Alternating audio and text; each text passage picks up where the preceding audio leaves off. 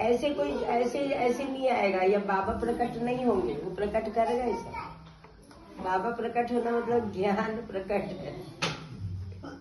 बाबा ही बोल रहे, ये सब बाबा ही चल रहे हैं, हम क्या है, ज्ञान को बोल रहे हैं हम। तो बाबा ज्ञान स्वरूप थे, बाबा को ही बोल रही हूँ है? तो ज्ञान को पहचानते, ज्ञान क्या है? तो समाधान, समृद्धि, अभय, अस्तित्व, प्रमाण बराबर ज्ञान। समाधान क्या है? सर्वतोमुखी समाधान बराबर ज्ञान। सर्वतोमुखी समाधान क्या है? 4 आयाम 5 स्थितियों की एक सूत्रता बराबर ज्ञान। तो है ना। तो विचार क्या है? समाधानित विचार में नियमों की स्वीकृति होती है ना, नियमों में जीने की स्वीकृति, उसी को बौद्धिकता बोलते हैं। इसलिए बौद्धिक नियम की स्वीकृति बराबर बौद्धिकता, उसी को प्रबुद्धता भी बोलते हैं। थोड़ा स्लो। तो जो बौद्धिक नियम में जीने की स्वीकृति है वही प्रबुद्धता है, वही ज्ञान की स्वीकृति है, वही स्वयं में विश्वास की स्वीकृति है, वही सहअस्तित्व में जीने की स्वीकृति है। प्रबुद्धता मतलब नियम त्रय में जीना, उसकी स्वीकृति। नियम त्रय में जीने की स्वीकृति क्यों बनती है?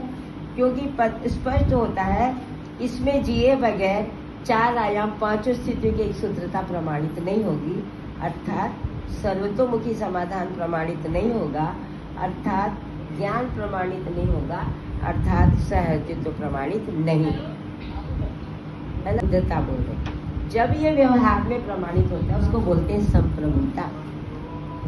मतलब अब संप्रभु है हम। कैसे हैं? अब हम ज्ञान के प्रकाश में विचार और व्यवहार क्रिया को और व्यवसाय क्रिया को देख पाने में समर्थ है और इनके फल परिणामों तक को देख पाने में समर्थ है। इसलिए कर्म करते समय भी स्वतंत्रता को पहचान पा रहे हैं, फल भोगते समय भी स्वतंत्रता को प्रमाणित कर पाएंगे। इसको कह रहे हैं संप्रभुता। अब संप्रभु है।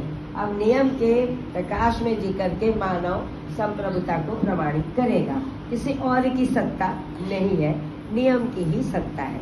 इस प्रकार से इसको व्यवहार क्रिया, जब व्यवहार में देखते उसको संप्रभुता बोलते हैं, और जब व्यवसाय क्रिया में देखते हैं उसको प्रभु सत्ता बोलते हैं, है ना। क्योंकि बिना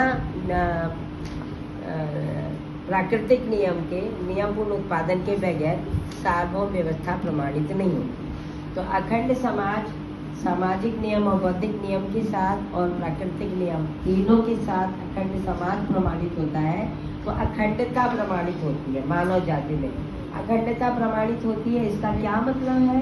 इसका मतलब है अखंडता में डूबी भीगी इकाइयाँ अखंडता को जब प्रमाणित करती है तो सत्ता में संपृक्तता को प्रमाणित करती है।